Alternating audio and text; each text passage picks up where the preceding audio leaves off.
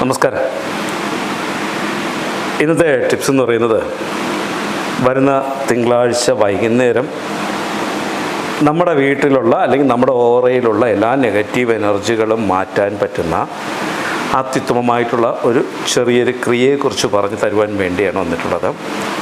നമുക്ക് വളരെ ഹൈലി പവർഫുള്ളായിട്ടുണ്ട്. ഞാൻ മുമ്പ് പല വീഡിയോകളും പറഞ്ഞിട്ടുണ്ട്. അത് ചെയ്ത് കഴിഞ്ഞാൽ നിങ്ങൾക്ക് വളരെ നല്ല മാറ്റം ഉണ്ടാവും.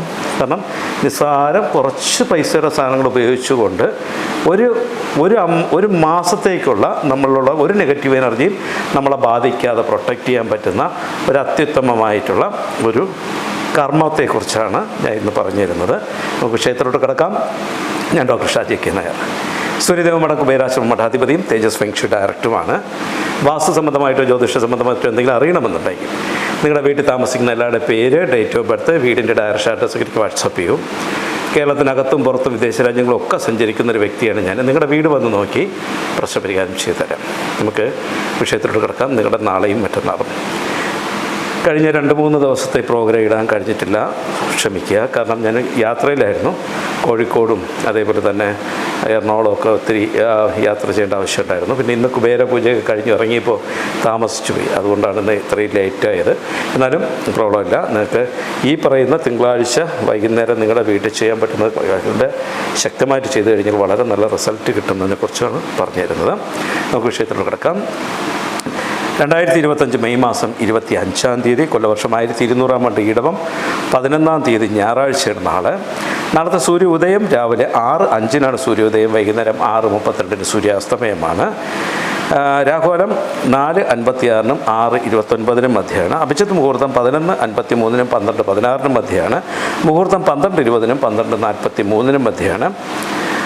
അതുപോലെ തന്നെ യമകണ്ഠ സമയം 12:17-നും 1:50-നും മധ്യയാണ്. ഗുളികൻ ഉദയം 3:23-ന് 4:56-നും മധ്യയാണ്. ദിവസത്തെക്കുറിച്ചൊന്ന് വിശദമായിട്ട് നോക്കാം. അശ്വതി നക്ഷത്രമാണ്. എല്ലാ ശുഭകർമ്മങ്ങൾക്കും ഉത്തമമായിട്ടുള്ളൊരു ദിവസമാണ്.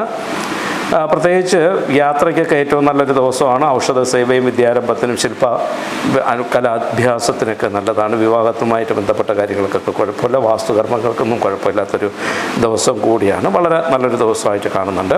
അന്നത്തേക്ക് മൃത്യുദോഷം എന്തെങ്കിലും ഉണ്ടോ നോക്കാം. പിണ്ടത്തൂർ ദോഷം, അസുഭജ ദോഷം, കരിനാൾ ദോഷം, പെരുന്നക്ഷ ദോഷം, അകന്നാൾ ദോഷം എന്നിവർ. പ്രത്യേകിച്ച് നാളെ ആരെങ്കിലും മരണപ്പെടുകയാണെങ്കിൽ അവർക്ക് പ്രത്യേകിച്ച് ദോഷങ്ങളൊന്നും അതിനകത്ത് കാണുന്നില്ല. വളരെ നല്ലൊരു ദിവസമായിട്ട് കാണുന്നുണ്ട്.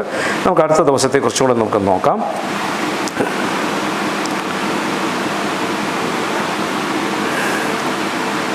(2025) മെയ് മാസം 26-ാം തീയതി, കൊല്ലവർഷം 1200-ാം ആണ്ട് ഇടവം 12-ാം തീയതി തിങ്കളാഴ്ചയാണ്. തിങ്കളാഴ്ചത്തെ സൂര്യോദയം രാവിലെ 6:05-നാണ് സൂര്യോദയം. വൈകുന്നേരം 6:32-ന് സൂര്യാസ്തമയമാണ്. രാഹുകാലം 7:38-നും 9:11-നും മധ്യയാണ്. അഭിജിത്ത് മുഹൂർത്തം 11:53-നും 12:16-നും മധ്യയാണ്. മുഹൂർത്തം 12:20-നും 12:43-നും മധ്യയാണ്. ഗുളികൻ ഉദയം 1:50-നും 3:23-നും മധ്യയാണ്. യമകണ്ഠ സമയം 10:44-നും 12:17-നും മധ്യയാണ്. ദിവസത്തെക്കുറിച്ചൊന്ന് വിശദമായിട്ട് നോക്കാം. ഭരണി നക്ഷത്രമാണ്. എല്ലാ ശുഭകർമ്മങ്ങൾക്കും ഉത്തമമല്ലാത്തൊരു ദിവസം കൂടിയാണ്. എന്നാലും നമുക്ക് പരിഹാര ക്രിയകൾ ചെയ്യുവാനും മരുന്ന് കഴിക്കുന്നതിനും മന്ത്രപ്രയോഗങ്ങൾ നടത്തുന്നതിനും ഒക്കെ നല്ലൊരു ദിവസം കൂടിയാണ്. ശത്രു സംഹാര കൃത്യങ്ങൾ ചെയ്യുവാനും ഒക്കെ പറ്റിയിട്ടുള്ളൊരു ദിവസമാണ്. പിന്നെ കൃഷി ആവശ്യത്തിനുള്ള കിണർ കുഴിക്കുവാനും കുഴൽക്കിണർ കുഴിക്കുവാനും ഒക്കെ കൃഷി കാര്യങ്ങളൊക്കെ കൈകാര്യം ചെയ്യാൻ പറ്റിയിട്ടുള്ള ദിവസമാണ്. വാസ്തുകർമ്മങ്ങൾക്കൊക്കെ ഒന്ന് ശ്രദ്ധിച്ച് ചെയ്യുന്നത് നല്ലതായിരിക്കും. പരിഹാര ക്രിയകളൊക്കെ ചെയ്യുവാനും വളരെ നല്ലതാണ്. യാത്രയ്ക്കൊന്ന് ശ്രദ്ധിച്ചോണം. യാത്ര പുറപ്പെടുവാനൊക്കെ വളരെ ശ്രദ്ധിച്ച് കൈകാര്യം ചെയ്ത് കൊണ്ടുപോയി കഴിഞ്ഞാൽ നല്ലതായിരിക്കും. വലിയ ദൂര യാത്രയൊക്കെ ഒഴിവാക്കുന്നത് നല്ലതായിരിക്കും. നമുക്ക് അന്നത്തേക്ക് മൃത്യുദോഷങ്ങൾ എന്തെങ്കിലും ഉണ്ടോ നോക്കാം. പിണ്ടനൂൽ ദോഷം, അസുഭജ ദോഷം, കരിനാൾ ദോഷം, പെരുന്നക്ഷ ദോഷം, അകന്നാൾ ദോഷം എന്നിവർ. പിണ്ടനൂൽ ദോഷമുണ്ട്. എന്നാരെങ്കിലും മരണപ്പെടുകയാണെങ്കിൽ പിണ്ടനൂൽ ദോഷമുണ്ട്. അപ്പോൾ അതൊന്ന് ശ്രദ്ധിച്ചോളും. അപ്പോൾ ഈ 2 ദിവസത്തെ ഞാൻ പറഞ്ഞു. ഈ പറയുന്ന തിങ്കളാഴ്ച ഞാൻ പറയാൻ കാരണം എന്ന് വെച്ചാൽ തിങ്കളാഴ്ച ഉച്ച മുതൽ അമാവാസി സ്റ്റാർട്ട് ചെയ്യണം. ഏകദേശം ചൊവ്വാഴ്ച പകുതിയോളം, അതായത് ഒരു 3 മണിക്കകത്ത് അമാവാസി തീരുന്ന ഒരു ഇതാണ് കാണുന്നത്. അപ്പോൾ അമാവാസിയുടെ വൈകുന്നേരം നമുക്ക് ചെയ്യേണ്ട കർമ്മങ്ങളെക്കുറിച്ച് ഞാൻ എപ്പോഴും പറയാറുണ്ട്.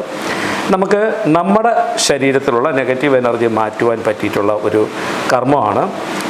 അല്പം ഉപ്പും വറ്റൽമുളക്, ചുവന്ന മുളകും കടുകും കൂടെ എടുത്തതിന് ശേഷം നമുക്ക് നമ്മുടെ ശരീരത്തിൽ ആൻറ്റി ക്ലോക്ക് വൈസിൽ 3 പ്രാവശ്യവും ക്ലോക്ക് വൈസിൽ 3 പ്രാവശ്യവും ഒഴിഞ്ഞതിന് ശേഷം വീടിൻ്റെ തെക്ക് ഭാഗത്ത് ഒരു ചട്ടിക്കകത്ത് കുറേ തീ ഉണ്ടാക്കുക, അല്ലെങ്കിൽ തെക്ക് ഭാഗത്ത് കുറച്ച് തീ കൂട്ടിയതിന് ശേഷം ആ തീയിലിട്ട് കത്തിച്ച് കളയുക. ഏറ്റവും പവർഫുള്ളായിട്ടുള്ളതാണ്.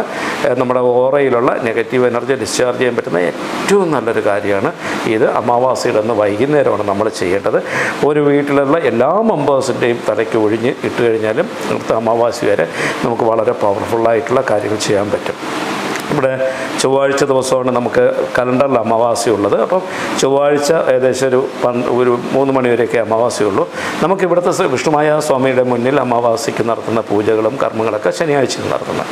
മറ്റുള്ള ക്ഷേത്രങ്ങളിലൊക്കെ തിങ്കളാഴ്ച വൈകുന്നേരം കർമ്മം ചെയ്യുന്നതൊക്കെ തിങ്കളാഴ്ച വൈകുന്നേരമാണ് നടത്തുന്നത്. അപ്പോൾ അതിൻ്റേതായ രീതിയിലുണ്ട്. പിന്നെ ഞാൻ പറഞ്ഞു വന്നത്, നമുക്ക് നമ്മുടെ ഒരുവിധപ്പെട്ട ദുരിതങ്ങൾ മാറ്റുവാൻ പറ്റിയിട്ടുള്ള ഒരു ഉത്തമമായിട്ടുള്ളൊരു ക്രിയയാണ്. ഞാൻ ഇടയ്ക്ക് വെച്ചൊരു പ്രാവശ്യം ഒരു വീഡിയോയിൽ ഞാൻ കൊടുത്തിട്ടുണ്ടായിരുന്നു എന്ന് എൻ്റെ ഒരു ഓർമ്മ.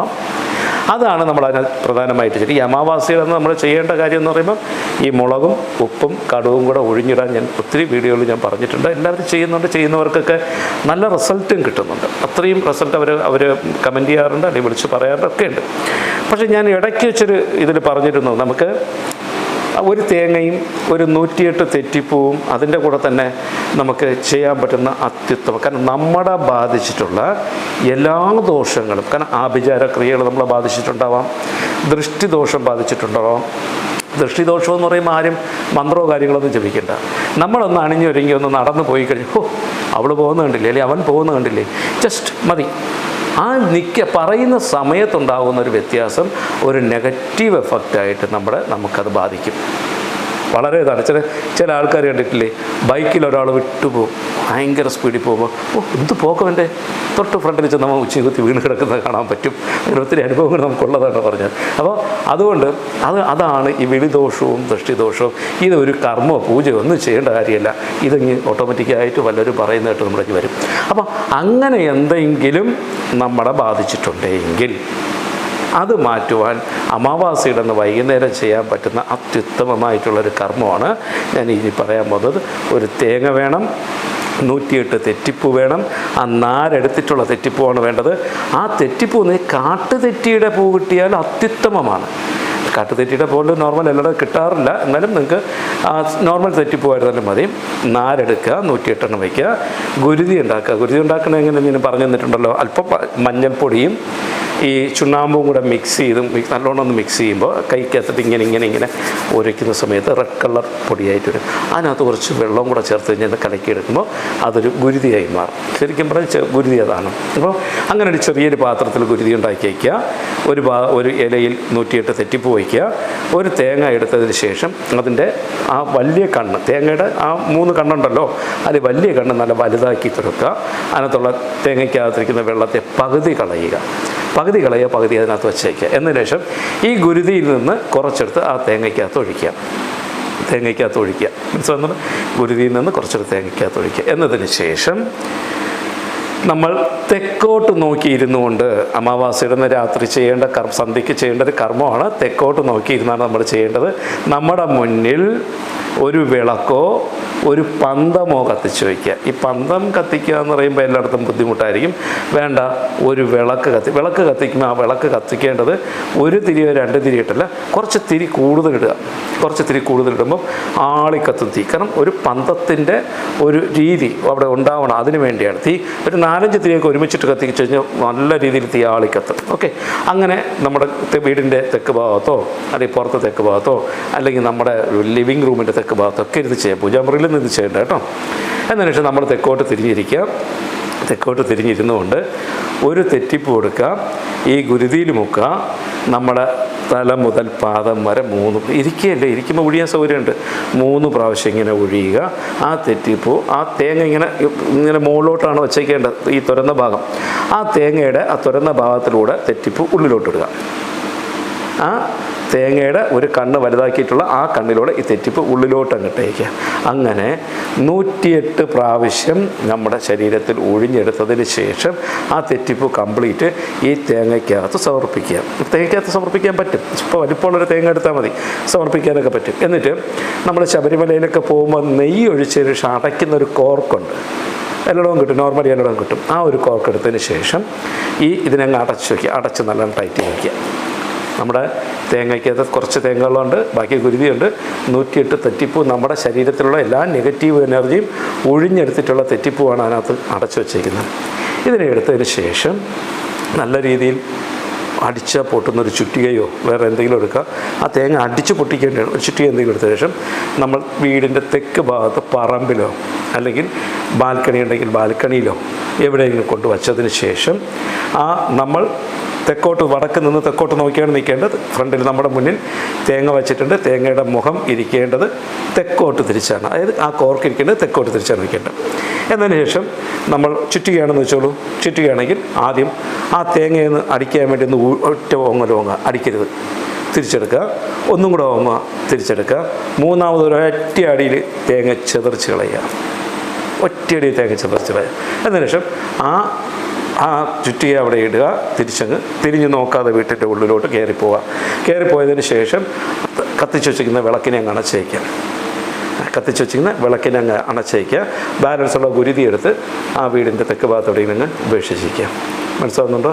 ഈ ഒരു കർമ്മം വളരെ വിശദമായിട്ടാണ് ഞാൻ പറഞ്ഞു തന്നത്. നിങ്ങൾ ചെയ്തു നോക്കൂ. ചെയ്യുമ്പോഴാണ് എൻ്റെ റിസൾട്ട് അറിയുന്നത്. വളരെ ഈസി ആയിട്ട് ചെയ്യാൻ പറ്റുന്നൊരു കർമ്മമാണ് അതായത് നമ്മളെ ബാധിച്ചിട്ടുള്ള എല്ലാ ദോഷങ്ങളും മാറ്റാൻ പറ്റിയിട്ടുള്ള അത്യുത്തമമായിട്ടുള്ളൊരു കർമ്മമാണ്. വളരെ ഈസി ആയിട്ട് നമുക്ക് ചെയ്യാൻ പറ്റും. ചെയ്ത് നോക്കിയാലേ അതിൻ്റെ അനുഭവം നിങ്ങൾക്ക് അറിയാൻ പറ്റൂ. അത്രയും പവർഫുള്ളായിട്ടുള്ളൊരു കർമ്മമാണ് ഇത്. നിങ്ങളൊന്ന് ചെയ്ത് നോക്കൂ കേട്ടോ. ഏതായാലും ഈ ഒരു കർമ്മം ചെയ്തിട്ട് അതിൻ്റെ കാര്യങ്ങൾ എന്തായാലും നിങ്ങളെന്നെ വാട്സാപ്പ് ചെയ്യുക. അപ്പം വേറെ എന്ത് ഡൗട്ട് ഉണ്ടെങ്കിലും എന്നെ വിളിച്ചോളും. ഞാൻ വാസ്തുവിൻ്റെ ആളാണ് മെയിൻ. അത്യാവശ്യം ജ്യോതിഷമൊക്കെ കൈകാര്യം ചെയ്തുകൊണ്ട് നിങ്ങളുടെ വീട് വന്ന് നോക്കി പ്രശ്നപരിഹാരം ചെയ്തു തരാം. ഇതേപോലെയുള്ള ഇമ്പോർട്ടൻ്റ് ആയിട്ടുള്ള ടിപ്സുകളൊക്കെ നിങ്ങൾക്ക് കിട്ടണമെങ്കിൽ എൻ്റെ ചാനലൊന്ന് സബ്സ്ക്രൈബ് ചെയ്യുക, മണി ബട്ടൺ പ്രസ് ചെയ്യുക. എല്ലാ ഒരിക്കലും വീഡിയോ ഞാൻ ഇടാറുണ്ട്. പക്ഷേ ഇപ്പോൾ യാത്ര കോഴിക്കോട് അവിടേക്കുള്ള യാത്രയാണ് ഇടാൻ പറ്റാത്തത്. ഏതായിരുന്നാലും അടുത്തൊരു എപ്പിസോഡുമായിട്ട് കാണുന്നത് വരേക്കും നന്ദി, നമസ്കാരം.